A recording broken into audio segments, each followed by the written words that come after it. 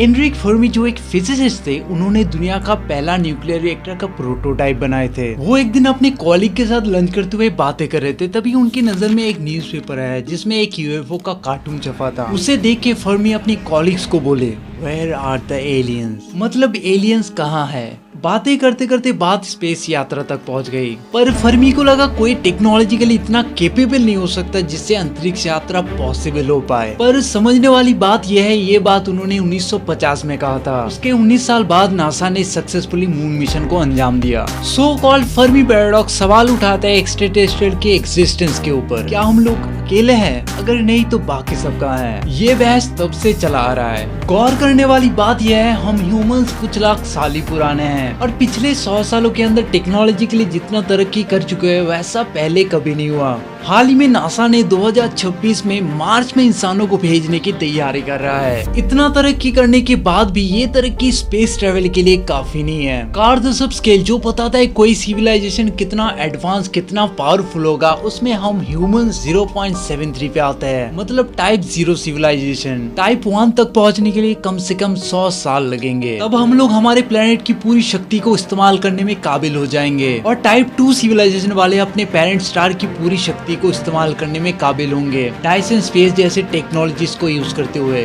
और टाइप 3 वाले अपने होम गैलेक्सी की पूरी शक्ति को इस्तेमाल करने में काबिल होंगे, और सो ऑन।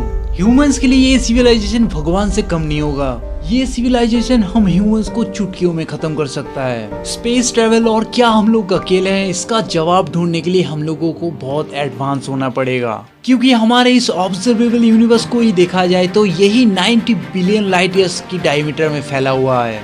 इसी में 100 बिलियन से भी ज्यादा गैलेक्सीज और हर गैलेक्सी में 100 से 1000 बिलियन तक प्लैनेट्स होंगे, और इनमें से कुछ ऐसे भी प्लैनेट्स होंगे जहाँ पे लाइफ एग्जिस्ट करता होगा। हमारे ये यूनिवर्स इतना विशाल है कि एक गैलेक्सी से दूसरी गैलेक्सी तक जाने के लिए करोड़ों साल लग जाएंगे, शायद उससे भी ज्यादा।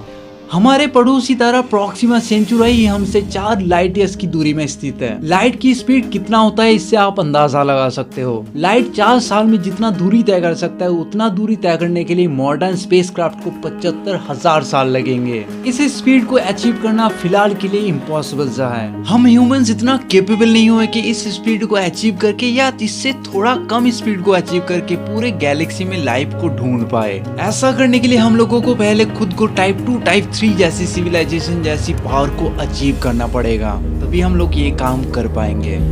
या ये भी हो सकता है कि एलियंस एग्जिस्ट करते होंगे और हम लोगों के ऊपर नजर भी रख रहे होंगे। जब उन लोगों को लगेगा हम ह्यूमंस उन लोगों के लिए खतरे हैं, तब शायद वो हम लोगों को खत्म भी कर दे। अब यूनिवर्स इतना बड़ा है कि कुछ भी हो सकता है। आपको क्या लगता है? कमेंट में लिख के जरूर बताना।